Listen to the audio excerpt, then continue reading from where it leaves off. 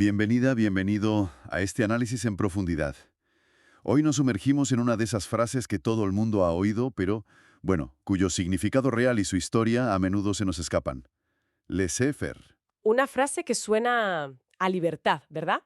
A mercados sin ataduras, pero que, como vamos a ver, ha sido un campo de batalla ideológico durante más de 300 años. Y para entender esa batalla tenemos un compendio de fuentes históricas y económicas muy completo. Nuestro objetivo es ir más allá de la simple traducción de dejar hacer, dejar pasar. Exacto. Queremos entender cómo una conversación casi anecdótica en el siglo XVII dio forma a imperios, provocó debates feroces y fíjate qué curioso, fue reivindicada por ideologías totalmente opuestas. Sí, la pregunta central que plantean las fuentes ¿es posible separar por completo al gobierno de la economía? O sea, ¿se ha intentado alguna vez en su forma más pura? Y sobre todo, ¿cuáles fueron las consecuencias? Esas son las preguntas clave. Pues empecemos por el principio, porque la historia tiene un origen casi de leyenda. Vámonos a la Francia del siglo XVII. Estamos en más o menos 1681 y en escena tenemos a Jean-Baptiste Colbert, el poderosísimo ministro de Finanzas del rey Luis XIV. Colbert era un mercantilista convencido. Un momento, ¿qué significa eso exactamente?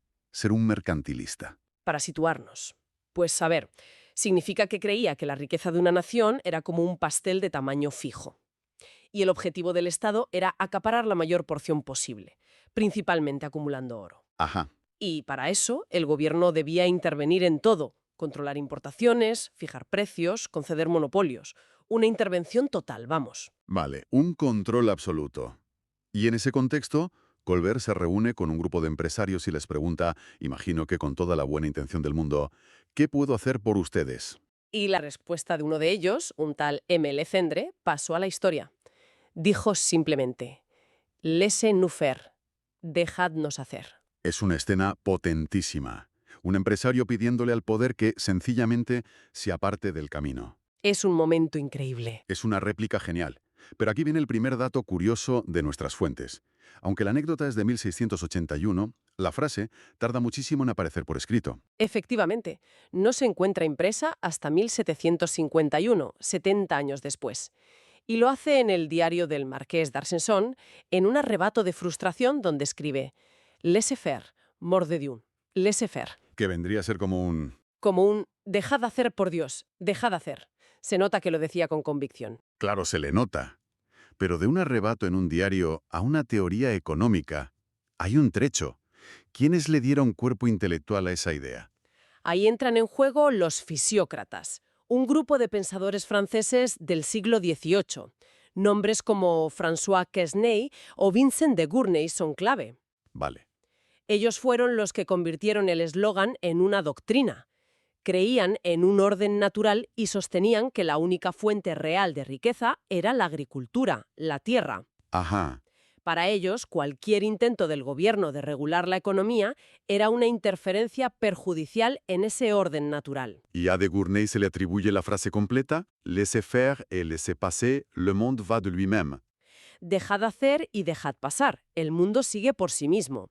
Es la máxima expresión de confianza en un sistema autorregulado. Sí. Pero la investigación nos lleva a una conexión aún más sorprendente, una que las fuentes destacan como un posible cortocircuito cultural fascinante. A ver. Sugieren que Quesnay, uno de los padres de la idea en Europa, pudo haber adaptado el concepto del término chino Wu Wei. Espera un momento. Un principio taoísta en el corazón del liberalismo económico europeo. ¿Cómo es posible? Suena increíble, ¿verdad? ¿Cómo llega una idea de la China del siglo XVIII a la mesa de un economista francés? Pues a través de los jesuitas, que en esa época actuaban como un puente intelectual entre Oriente y Occidente. Las ideas viajaban, aunque a menudo se transformaran en el proceso. Claro. El concepto de Wu Wei se suele traducir como no acción o acción sin esfuerzo. Para los fisiócratas que leyeron sobre ello, en los informes que llegaban de China, no era tanto una filosofía espiritual como la justificación perfecta para su orden natural. O sea, vieron un reflejo de su ideal. Justo. Un gobernante sabio que no interfiere, que permite que las leyes de la naturaleza rijan la actividad económica. Es increíble. De una queja de un comerciante a una filosofía con posibles raíces en el pensamiento oriental. Esto ya es mucho más complejo de lo que parece. Y por supuesto nos lleva a la figura que todo el mundo asocia con estas ideas. Inevitablemente, Adam Smith. Mucha gente, al oír laissez-faire, piensa inmediatamente en Adam Smith y su famosa mano invisible. En la cultura popular son casi sinónimos. Sí, es la asociación automática. Pero la fuente aclara algo muy importante. Smith, de hecho, nunca usó la frase laissez-faire en sus escritos. Correcto. Es una de esas asociaciones tan repetidas que se han convertido en verdad, pero que no es del todo precisa. Smith, en La riqueza de las naciones, de 1776, compartía la idea de un sistema económico natural, pero su enfoque era mucho más amplio que el de los fisiócratas. Vale. Para él, el objetivo era abolir las leyes y regulaciones mercantilistas que asfixiaban el comercio, para así restaurar ese orden natural. Entonces, si nunca usó la frase, ¿por qué está tan intrínsecamente ligado a ella? ¿Es solo un malentendido? Es más que eso. La conexión viene de su concepto de la mano invisible. Es una metáfora que utilizó, por cierto, por primera vez en un libro anterior sobre filosofía moral. En la teoría de los sentimientos morales. Exacto. Y describe cómo, cuando cada individuo busca su propio interés, una especie de mano invisible le lleva a promover un fin que no estaba en sus intenciones: el bien común. La idea es muy cercana al laissez-faire, desde luego. Pero la frase no es suya. ¿La frase no es suya? Es como si él hubiera escrito la partitura, la justificación teórica más sólida y completa para un mercado libre, pero otros le pusieron el título a la canción. Esa es una analogía perfecta.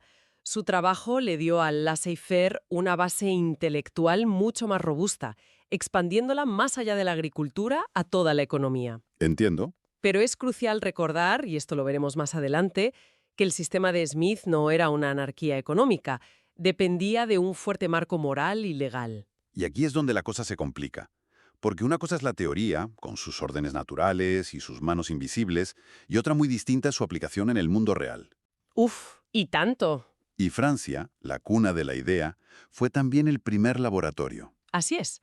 En 1754, el rey Luis XV se dejó convencer por Quesnay, el fisiócrata, e intentó un gran experimento de laissez-faire. ¿El qué hizo? Abolió todos los peajes y restricciones al comercio de grano en todo el país. La idea era que si el grano fluía libremente, los precios se estabilizarían y se evitarían las hambrunas locales. Suena lógico en teoría. Entonces, ¿funcionó este gran experimento? Pues al principio, sorprendentemente bien.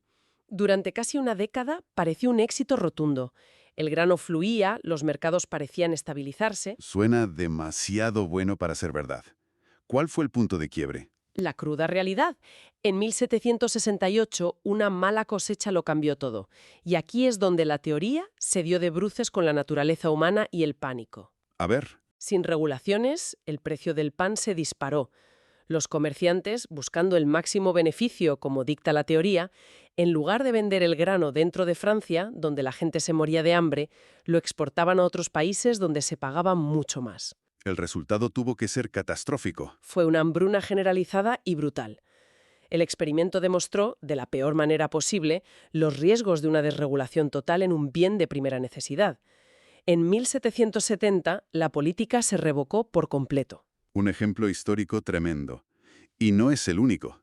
La historia en Gran Bretaña también tiene sus sombras, especialmente en lo que respecta a Irlanda. Efectivamente. El periódico The Economist, fundado en 1843, fue uno de los grandes campeones ideológicos del laissez-faire. Ajá. Las fuentes destacan su postura durante la Gran Hambruna Irlandesa, que empezó en 1845 por una plaga en la patata. Su fundador, James Wilson, llegó a escribir una frase demoledora en 1847 en plena catástrofe. A ver, ¿cuál? Dijo: «No es asunto de ningún hombre proveer para otro». Uf. Es una frase que hiela la sangre, leída desde la perspectiva actual. Refleja una aplicación dogmática del principio. El Estado no debe intervenir, ni siquiera para evitar que millones de personas mueran de hambre. Totalmente. Lo irónico es que The Economist sí hizo campaña para derogar las llamadas leyes del grano, o Corn Laws. Y es importante entender qué eran. Expliquémoslo bien. ¿Qué eran exactamente esas leyes? Eran, básicamente, unos impuestos a la importación de grano. Su objetivo era proteger los beneficios de los terratenientes británicos, manteniendo artificialmente alto el precio del grano nacional. Claro, lo que encarecía el pan para todo el mundo. Exacto. el alimento básico para la población. The Economist luchó por su derogación en nombre del libre comercio y lo consiguió en 1846, pero fue de forma gradual y demasiado tarde para detener la hambruna en Irlanda.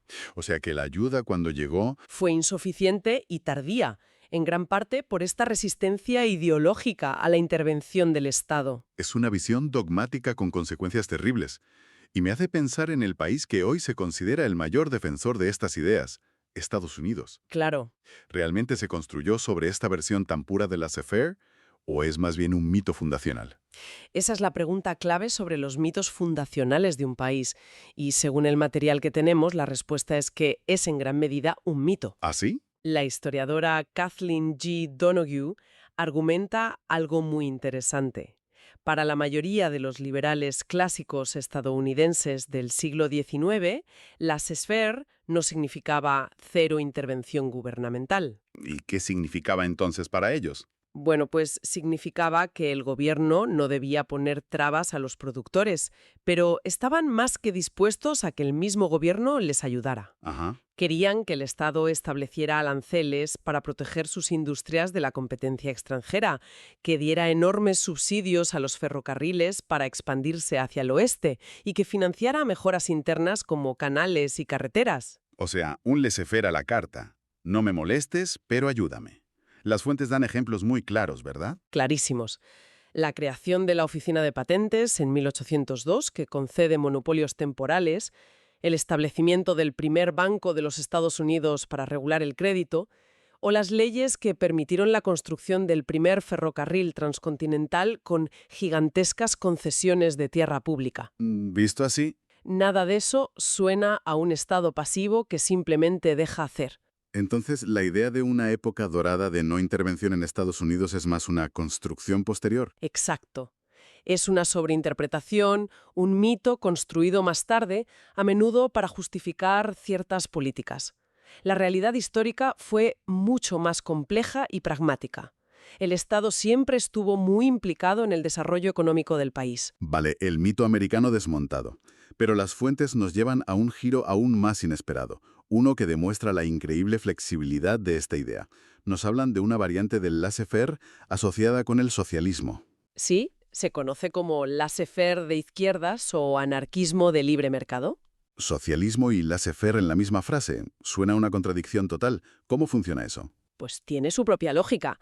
Figuras del siglo XIX, como el anarquista individualista estadounidense Benjamin Tucker, se definían a sí mismos como socialistas económicos del laissez-faire. ¿Y su argumento cuál era? Su argumento es que un sistema de mercado verdaderamente libre, radicalmente libre, sin ningún tipo de intervención estatal, sería anticapitalista. Anticapitalista. ¿Por qué? Porque sostienen que el capitalismo, tal y como lo conocemos, no podría existir sin los privilegios que le concede el Estado. Señalan 4 grandes monopolios estatales que distorsionan el mercado. El monopolio del dinero, o sea, los bancos centrales, Entiendo. el de la tierra, los aranceles y, sobre todo, las patentes y la propiedad intelectual. Entiendo. Argumentan que cosas como los subsidios a las grandes empresas, los rescates bancarios o las patentes que crean monopolios artificiales no sean parte de un mercado libre, No. sino una intervención estatal a favor del capital. Exactamente. Pensadores más recientes de esta corriente, como Kevin Carson, argumentan que si se eliminaran todos estos privilegios estatales, el sistema resultante no sería el capitalismo corporativo, Sí, no. sino una economía de pequeños productores, cooperativas y trabajadores autónomos. Un mercado libre, pero sin las grandes jerarquías y la acumulación de capital que definen al capitalismo. De hecho, Carson acuñó un término bastante provocador para sus oponentes. Libertarismo vulgar. Sí, lo usa para criticar a quienes utilizan la retórica del libre mercado para defender, en su opinión, un sistema que en realidad está lleno de privilegios corporativos garantizados por el Estado. Vaya. Para ellos, el enemigo no es el mercado, sino la alianza entre el capital y el Estado. Es una perspectiva que le da la vuelta por completo a la concepción habitual del laissez-faire. Hemos visto la versión original, la capitalista, la socialista, los desastres históricos. Está claro que la idea ha sido enormemente controvertida desde su nacimiento. Vamos a desgranar las críticas principales. Vienen de muchos frentes. Y, curiosamente, la primera crítica implícita viene del propio Adam Smith. El propio Smith. Sí, aunque se le considera el padre del liberalismo económico, él desconfiaba profundamente de los actores del mercado. Consideraba a los terratenientes indolentes y perezosos, y su famosa advertencia es que los empresarios, si se les deja, A ver. rara vez se reúnen ni siquiera para divertirse sin que la conversación termine en una conspiración contra el público o en alguna estratagema para subir los precios. Vaya.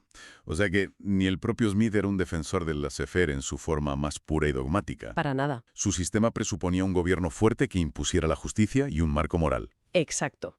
200 años después, John Maynard Keynes, en su famoso ensayo El fin del laissez-faire de 1926, le dio uno de los golpes intelectuales más duros. ¿Qué argumentó Keynes? Pues que no hay una regla de oro, que la decisión entre la intervención estatal y la solución de mercado debe tomarse caso por caso, de forma pragmática, analizando qué funciona mejor para el bien común en cada situación específica. Y quizás la crítica más sorprendente que menciona la fuente viene de donde menos te la esperas, de la Escuela Austríaca de Economía. Sí, del mismísimo Friedrich Hayek, uno de los mayores defensores del libre mercado del siglo XX y premio Nobel. Hayek criticando el laissez-faire. En un punto clave, sí. En sus escritos, Hayek afirmó que un sistema bancario puramente laissez-faire, sin ninguna regulación, tiende a ser inherentemente desestabilizador y procíclico. ¿Qué quiere decir eso? Pues que, por su propia naturaleza, amplifica los booms económicos y agrava las crisis. ¿Y a qué conclusión llegó? A una que dejó en shock a muchos de sus seguidores. Concluyó que el control de la oferta monetaria por parte de un banco central era, a fin de cuentas, inevitable para estabilizar el sistema. Es como si el arquitecto de la catedral admitiese que uno de los pilares centrales tiene un fallo de diseño estructural. Es una analogía muy buena.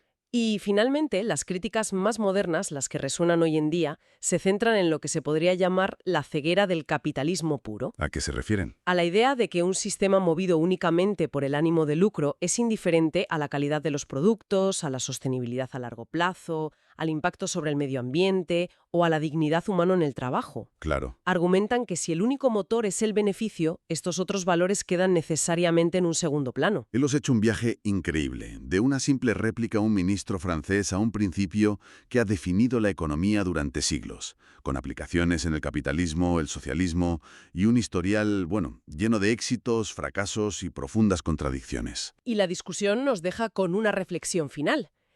Las fuentes subrayan una y otra vez que para Adam Smith su filosofía económica era inseparable de su filosofía moral, expuesta en la teoría de los sentimientos morales. Ajá. El mercado funcionaba porque presuponía una sociedad de individuos con ciertos valores compartidos, como la empatía o la justicia. Y eso nos lleva a una pregunta provocadora para hoy. En un mundo cada vez más globalizado y digital, donde las transacciones son instantáneas y a menudo anónimas, ¿es posible separar la economía de un marco moral compartido? Y si no lo es, ¿quién decide cuál es ese marco?